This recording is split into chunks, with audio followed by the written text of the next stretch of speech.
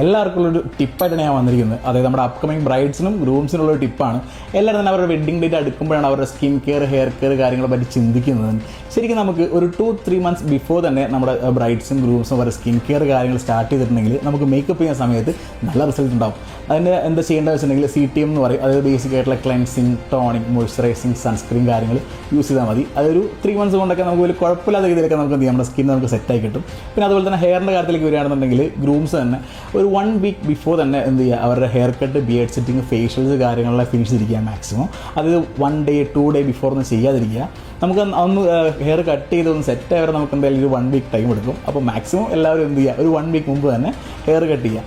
അതുപോലെ ബ്രൈഡ്സ് ആണെങ്കിലും അവർ layer cut കാര്യങ്ങളൊന്നും ചെയ്യാതിരിക്കുക. നമ്മുടെ ഹെയറിൻ്റെ എൻഡിലേക്കുള്ള സ്പ്ലിറ്റൻസ് കാര്യങ്ങൾ മാത്രം കട്ട് ചെയ്ത് കളയുക. എന്നാൽ നമുക്ക് സ്റ്റൈൽ ചെയ്യുമ്പോൾ നമുക്ക് കുറച്ച് ഈസി ആയിരിക്കും. ഇപ്പോൾ ലെയർ കട്ട് കാര്യങ്ങളൊക്കെ ചെയ്തിട്ടുണ്ടെങ്കിൽ സ്റ്റൈലിങ് കുറച്ച് ബുദ്ധിമുട്ടായിരിക്കും. അതെല്ലാം കല്യാണം കഴിഞ്ഞ് ചെയ്യുന്നതായിരിക്കും ബെറ്റർ.